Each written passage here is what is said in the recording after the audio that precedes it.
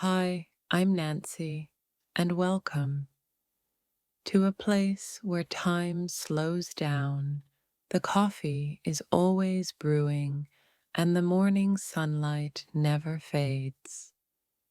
Before we begin, I'd love to know, where are you listening from tonight? Drop your city or town in the comments. And while you're at it, tell me what time it is for you right now.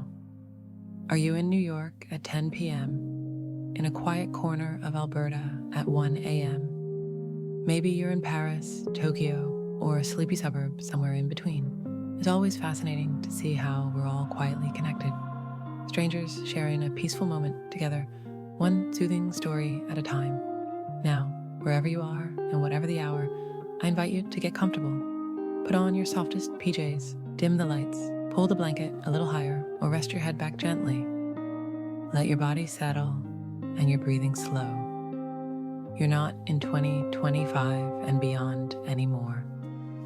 Tonight, we're going back to a quiet, comforting kitchen in the 90s. The linoleum floor is cool beneath your feet.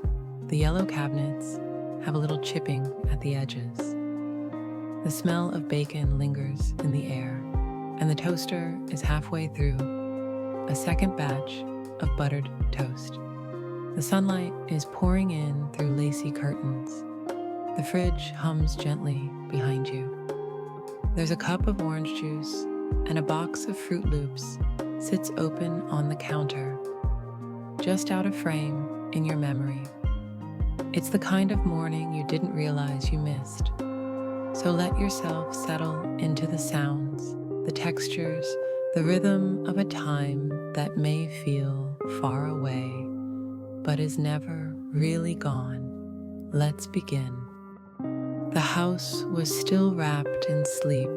You could feel it in the stillness, in the quiet weight of the morning air, the way the light moved slowly, stretching itself across surfaces that hadn't yet been disturbed. Outside a kitchen window, the sky was beginning to soften into a pale orange. No cars yet, no birds chirping, just a hush, like the world was waiting for someone to press play. You padded softly into the kitchen, wearing thick socks that muffled your footsteps against the linoleum tile. That tile, faded checkerboard in shades of cream and tan, felt cool beneath your feet. It was always cold in the morning, no matter how warm it got later. The corners near the stove were worn, slightly discolored from years of morning pancakes and late-night snacks. You didn't turn on the overhead light. Instead, your hand reached instinctively toward the switch under the cabinets. A soft, yellow beam flickered to life, spilling across the counter and casting gentle shadows that danced quietly in the corners. It made the room feel warm, familiar, like it had been waiting just for you. The fridge buzzed quietly, its rubber seal slightly warped on the bottom edge where it never quite closed cleanly. It had magnets stuck to it, clip-on grocery lists, alphabet letters that had been used to spell silly messages, a faded coupon for frozen pizza. You touched the door out of habit, not to open it, but just to feel its hum. The kitchen clock ticked overhead, plastic casing, soft pastel blue, numbers printed in a thick serif font, always 5 minutes behind, always ignored. Its second hand jerked forward with a tiny click that seemed louder in the silence.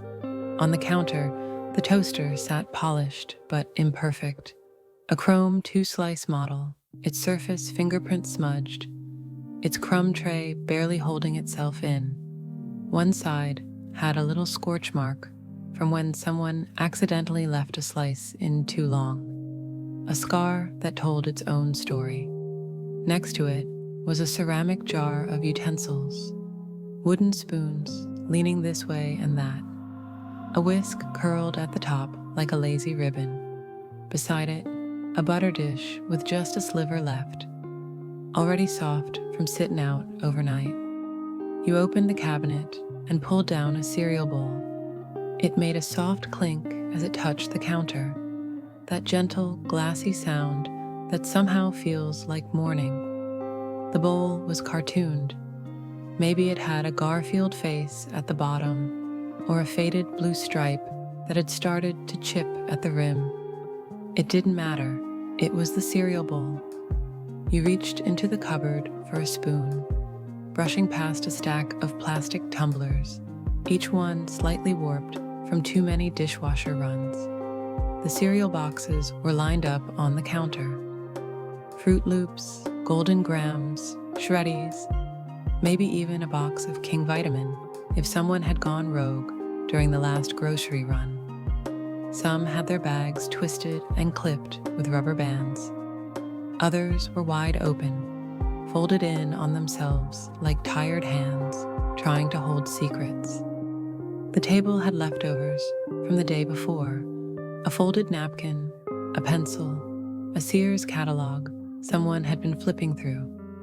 You notice a note scrawled in your mom's handwriting. Milk, bananas, cat food. The F in food looped extra wide. You didn't rush. There was no reason to. The house was still asleep. Doors closed, heaters clicking softly. The dog curled somewhere unseen. You stood there, just listening, letting the scene press itself into memory. Because these mornings, the quiet ones, are the ones that stay. When the world hadn't yet started spinning, and the kitchen was still your own. The rest of the house still slept, but you were already standing in front of the fridge, hand on the handle, basking in that weirdly comforting pale yellow glow that lit up the kitchen like a midnight stage show. There was something oddly thrilling about opening the fridge before anyone else, like it held secrets just for you. Inside was a lineup of 90s essentials, a gallon of 2% milk in a bulky plastic jug, Tropicana with pulp because your dad insisted it had more vitamins, a half-used tub of country crock margarine with toast crumbs stuck inside, and a half-eaten slice of Sara Lee cheesecake covered in plastic wrap. And behind the milk, that one Lunchables tray you swore you'd claim before your sibling could. The condiment store was an ecosystem of its own. Glass bottles of French's mustard, nearly empty ketchup, and at least 3 jars of pickles that looked like they'd been there since your last report card. You stood there a bit too long, letting the cool air wash over you, while the fridge motor purred like it was trying not to wake the rest of the house. Somewhere nearby, the soft whir of the kitchen fan kicked in, spinning lazily, as if it too didn't want to be fully awake. You reached for the milk first, the handle always a little slick from condensation, the jug heavier than you remembered. You poured just enough into a cereal bowl already sitting on the counter. It was ceramic, decorated with a faded Looney Tunes character, maybe Taz or Bugs Bunny, depending on who got there first. The cereal box, honeycomb, corn pops, or maybe a near-empty box of Frosted Flakes, stood tall on the counter, worn and slightly bent from use. You opened the cardboard flap and rustled through, hoping the toy prize hadn't already been fished out.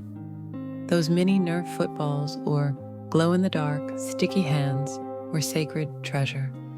As the cereal clinked into the bowl, a soft crunch echoed through the stillness. It was the sound of freedom, of simplicity, of being a kid in the 90s, with nothing to worry about except whether you'd get the back of the cereal box to read while eating.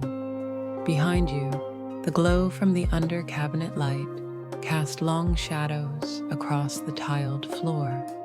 There was a thin trail of toaster crumbs leading toward the corner where someone, probably your sibling, had left a single Eggo waffle out to thaw hours ago and forgot.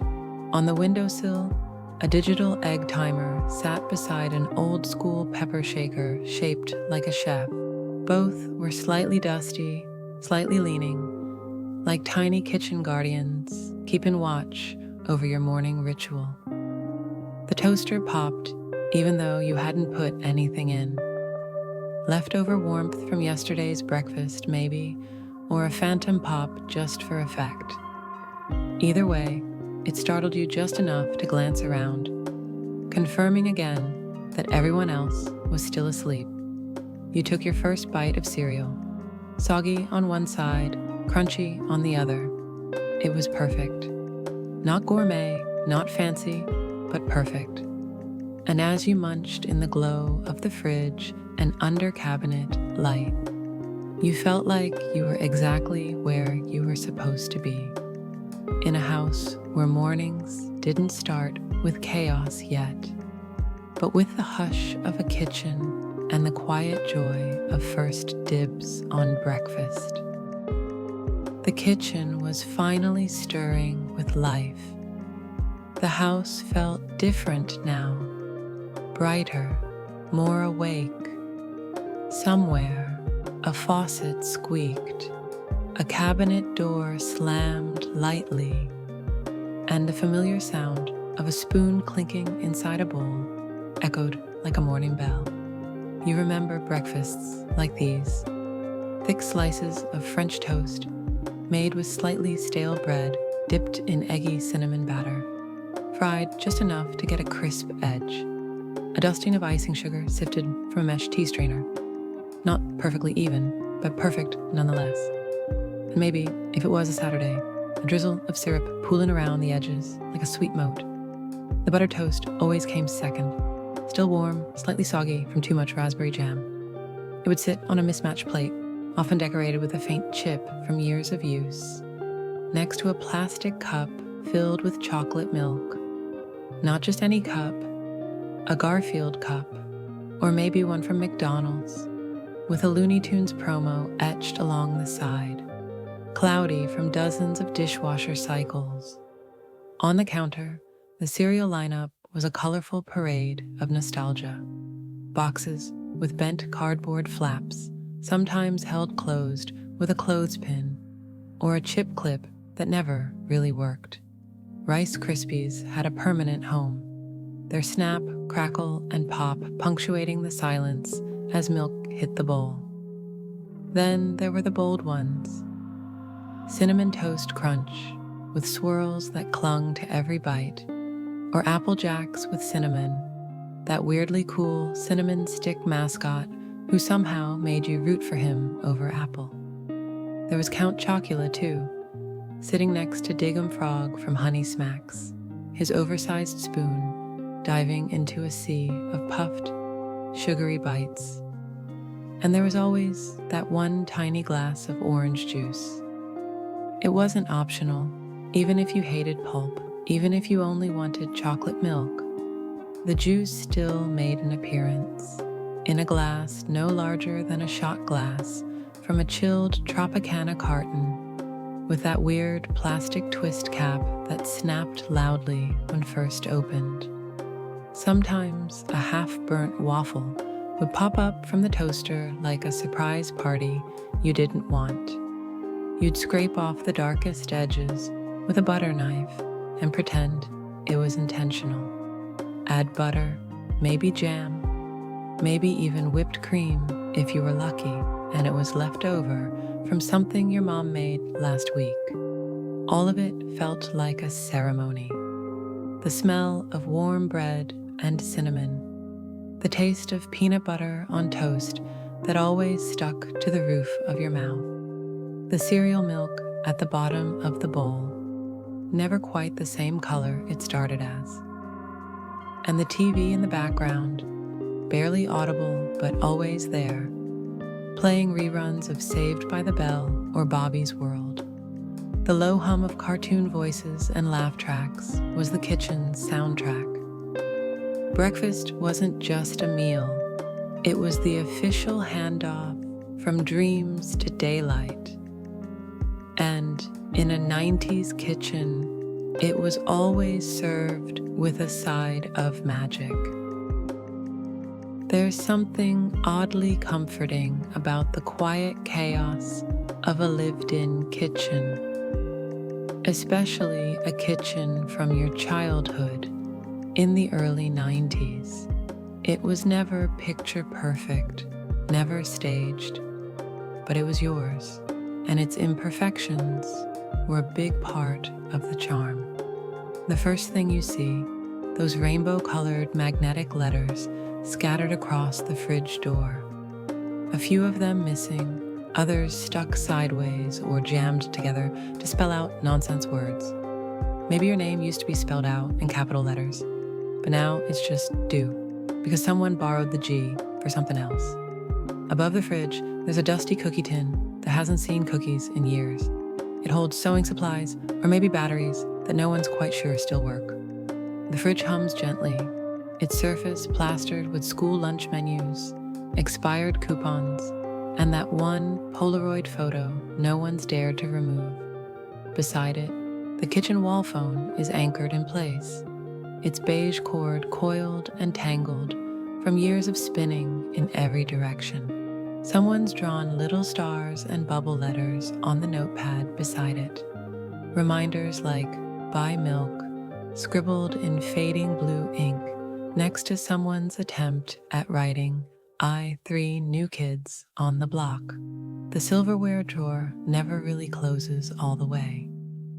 When you open it, it always sticks just a little before giving way with a familiar rattle. Inside, beneath the forks and knives, there's a scattering of breadcrumbs and mystery glitter. You have no idea where the glitter came from, but it's been there for months. The morning sunlight hits the table just right, slanting through thin curtains with faded sunflowers printed on them. The tablecloth is cotton and soft, patterned with little blue flowers. There's a faint syrup stain near the edge from a rushed pancake breakfast a week ago. No one bothered to scrub it out. Because honestly, who had the time? On the center of the table sits a paper towel roll snug in a ceramic duck holder. It's kitschy, slightly chipped, but still standing proud like the guardian of all spills. Next to it is a salt shaker shaped like a tomato, and a napkin holder your older sibling made out of popsicle sticks in grade 3. Everything in this room carries a story. That lumpy seat cushion on the kitchen chair, someone sat on it every morning for 5 years. The cabinet with the squeaky hinge, that's where the graham crackers were kept. The cereal box wasn't even in the pantry. It just stayed on the table all week, as if it had claimed residency. It's not just the clutter that made this space special. It was the way it all lived together, the useful and the useless, the new and the old, the clean and the slightly sticky. And somehow it all worked. It felt like home, because comfort isn't always tidy. Sometimes it's magnet letters that never spell the right word, paper towels that unroll crookedly, and sunlight dancing on crumbs left behind. Sometimes it's the kitchen you didn't think was special until you realized you'd never forgotten it. So breathe in that quiet mess. Let it wrap around you like a familiar hoodie you've had since 8th grade. This was your kitchen. This was your comfort. There was a stillness in the morning that only grown-ups seem to understand, long before cartoons blasted from the living room or cereal bowls clinked in little hands. There was a softer, slower rhythm happening quietly in the corners of the house. It was dependable, soothing, and it started right there in the kitchen. Mom was usually the first one up. You could always tell because the laundry basket was already perched at the end of the kitchen table, spilling over with a rainbow of mismatched socks, t-shirts folded with corners slightly askew, and towels still warm from the dryer. She worked her way through the pile with expert hands, flipping sleeves inside out and smoothing wrinkles before stacking each item in little leaning towers. Her coffee sat within reach, balanced dangerously on the edge of a placemat with a worn-out fruit pattern. She didn't need fancy coffee pods, just a scoop of Maxwell House and a whisper of powdered creamer. It smelled like early mornings and everything familiar. The table creaked under the weight of domestic rituals. Next to the laundry sat a coupon flyer, a pair of scissors, and a recipe clipped from a magazine tucked under a cookbook that had seen better days. You might even spot a half-scribbled grocery list. Toilet paper, frozen peas, light bulbs, Pop-Tarts, if on sale.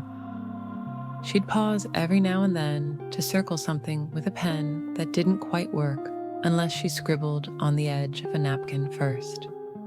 Enter Dad, always a few steps behind the sunrise, moving through the kitchen like a well-loved bear just roused from hibernation. His robe, navy plaid, permanently crinkled, hung off one shoulder as he shuffled across the linoleum floor in those rubber-bottomed slippers that sounded like tiny snow shovels, scraping tile. He barely spoke at first, just grunted a soft morning and made a beeline for the cupboard above the microwave, the one with the chipped door where the coffee mugs lived. He reached without looking for his favorite, a white ceramic mug that read, #1 Dad in faded red letters. A gift from Father's Day '92, courtesy of your school's art table and your very first attempt at writing in Sharpie. He poured his coffee and stirred it slowly. Clink, clink, pause, clink. That spoon and mug symphony was his love language. He always stirred a little longer than needed, like the act itself helped him wake up. Then a sip, a long exhale. And finally, he'd settle into the creaky kitchen chair across from Mom, squinting through his glasses at the unfolded newspaper. The paper was a battlefield of creases, half-read headlines, and pages folded back on themselves. Dad always started with the comics. He liked to laugh before facing the real world. You'd catch glimpses of Garfield and Calvin and Hobbes peeking out between the business section and yesterday's crossword puzzle. The sports section was always slightly damp from condensation off his mug. In the middle of all this gentle movement, the radio hummed quietly in the background. AM station, soft crackle, the local DJ's voice saying things like, "Traffic's backed up on the 417, but the sun is shining on this beautiful June morning." It was static and familiar, like a warm blanket of sound. Occasionally, one of your parents would ask the other a simple question. Did you switch the laundry? What do you want for lunch later? Did you see the hydro bill? It's getting ridiculous. These weren't arguments, just check-ins. The kind of adult conversations that went unnoticed until you got older and realized they were actually love in disguise. Coordination, partnership, care. Sometimes Mom would glance out the window at the backyard clothesline, checking the clouds. If it was going to rain, the towels would have to wait. Dad might wipe his glasses on his robe sleeve and grunt about cutting the grass later if it didn't get too hot. These were not dramatic moments, but they made up the entire feeling of your childhood kitchen. Quiet presence, adult routines, the safety of knowing someone had already started the day before you had to. Your sibling might wander in rubbing sleep from their eyes, and ask if there was any bagels left. You'd watch as your parents shifted easily, almost wordlessly, into parent mode. Mom grabbing the toaster, Dad slicing an apple. The whole choreography of it felt natural, unspoken. The kitchen itself bore witness to it all. The fridge held a schedule only parents understood. Marked up calendars, a dentist appointment magnet, and a "don't forget field trip money" reminder scrawled in red marker. The wall phone's curled cord stretched across the counter like a jungle vine. And somewhere on the fridge, held up by a magnet shaped like a banana, was your spelling test from last week. With a star next to the word awkward, spelled correctly for the first time. Everything about this scene made you feel safe. Not because anything special was happening, but because nothing needed to. You didn't even need to see the screen to know the TV was on. You could feel it, that soft electric buzz humming from the old Zenith or RCA set in the corner of the living room, glowing like a little campfire in the early morning dim. It cast its bluish light across the carpet and flickered against the wallpaper, creating gentle dancing shadows that made the house feel awake, even when no one else was. Someone had clearly beaten you to it, probably a sibling or maybe even you earlier, blurry-eyed and still half asleep. The volume was just a little too low, so you had to lean in to catch it. Was that Zach Morris breaking the fourth wall again? Or maybe Donatello was explaining the plan in that pizza-obsessed Teenage Mutant Ninja Turtle voice. Sometimes it was reruns of Inspector Gadget or The Raccoons.